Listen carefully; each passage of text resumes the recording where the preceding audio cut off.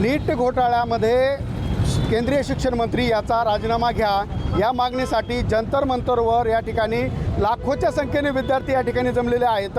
त्याच अनुषंगाने वंचित बहुजन आघाडीच्या वतीने बीडमध्ये बंदचे आव्हान या ठिकाणी देण्यात आलेलं आहे। माझ्याबरोबर या ठिकाणी कार्यकर्ते आहेत, आपण त्यांच्याशी बोलण्याचा प्रयत्न करू। काय सांगता येईल, आज तुम्ही बंद पुकारलाय, काय सांगता येईल? खरं तर जंतर मंतरवर, दिल्ली येथील जंतर मंतरवर जे आंदोलन चालू आहे विद्यार्थ्यांचं, ते अगदी शांततेमध्ये चालू होतं। त्यांची काय जास्त मोठी मागणी नव्हती। केंद्रीय शिक्षण मंत्री धर्मेंद्र प्रधान यांनी राजीनामा द्यावा या मागणीसाठी ते शांततेत आंदोलन करत होते। परंतु त्या ठिकाणी या मनुवादी सरकारनं, भाजप सरकारनं पोलीस प्रशासनाला पुढे करत त्या विद्यार्थ्यांवर अतिशय अमानवीय लाठीचार्ज केलेला आहे। अश्रुधाराच्या नळकांड्या देखील फोडलेल्या आहेत, त्यांना मारहाण देखील केलेली आहे। त्याच्यामध्ये आमच्या एका भगिनीचा जीव देखील गेलेला आहे, त्या विद्यार्थिनीचा। तर तो जो विषय चाललेला आहे हा सगळा भारतीय संविधानाच्या विरोधात चाललेला आहे।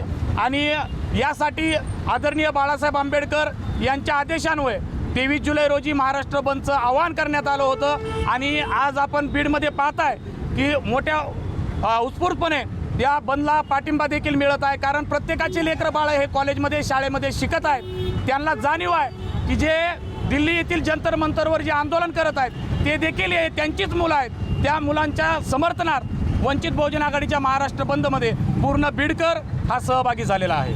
पूर्ण बीडकर या ठिकाणी सहभागी झाले असल्यास काय वाटतंय, काय सांगते? आम्ही फक्त एवढीच मागणी करतो की जेव्हा जे विद्यार्थी जंतर मंतरवर आंदोलन करत आहेत त्यांना लवकरात लवकर न्याय द्यावा, धर्मेंद्र प्रधान यांचा राजीनामा द्यावा। त्या धर्मेंद्र प्रधानचे असे मोठ्या मोठ्या नेत्यांचे लेकरं दुसऱ्या विदेशामध्ये शिकतात आणि गोरगरिबाच्या लेकरावर लाट्या काट्या चालवतात, हे अतिशय निंदनीय आहे। आम्ही श्रद्धेय बाळासाहेब आंबेडकरांच्या आदेशावर महाराष्ट्र बंदचे हाक दिले। आम्ही बीडमध्ये बंदचे आवाहन केलेलं आहे आणि बीडकरांनी आम्हाला प्रतिसाद दिलेला आहे। धर्मेंद्र प्रधान यांचा राजीनामा घ्यावा ही त्यांची मागणी, काय वाटतंय, काय सांगता येईल? जंतर मंतरवर होत असलेल्या विद्यार्थ्यांच्या आंदोलनात तुमचा कसा पाठिंबा आहे? खरं तर मी बहुजन समाज पार्टीचा कार्यकर्ता आहे, परंतु वंचित बहुजन आघाडीने आणि आदरणीय बाळासाहेब आंबेडकरांनी जे आंदोलन पुकारलं त्या आंदोलनासाठी आम्ही पाठिंबा देतो। कारण हे कोणत्या एका पक्षाचं आंदोलन नाही, तर संपूर्ण भारतीयासाठी आंदोलन आहे। मित्रांनो, काल जे प्रकार दिल्लीच्या जंतर मंतरवर झाला त्या ठिकाणी मुलांना जे लाठीचार्ज केला, त्या काठ्यांना खिळे लावलेले होते। विशेष म्हणजे बॅरिकेड जे लावलेले होते त्याच्यामध्ये करंट सोडलेला होता। आणि एवढंच नाही तर त्या ठिकाणी जे पोलीस होते ते पोलीस हे काय प्रशासकीय अधिकारी नव्हते, ते RSSचे गुंडे होते।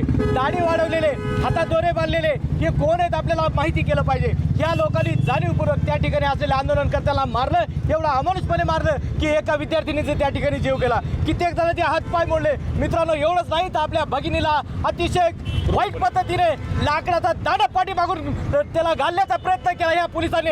याचा जाहीर आपण या ठिकाणी निषेध करतो। आणि या भाजपच्या कार्यकर्त्यांना मी या ठिकाणी आवाहन करतो की थोडी तुमच्यामध्ये लाज आणि शरम बाकी असेल, तुमच्या आया बहिणीची इज्जत जर तुम्हाला प्यारी असेल तर तुम्ही भाजपला त्या ठिकाणी राजीनामा द्या।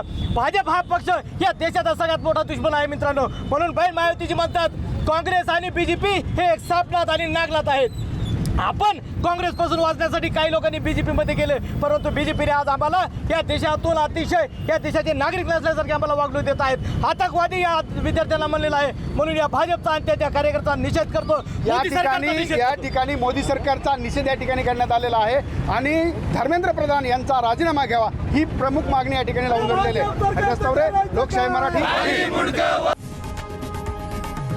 लोकशाही मराठी, ऐका, पहा, जागरूक रहा।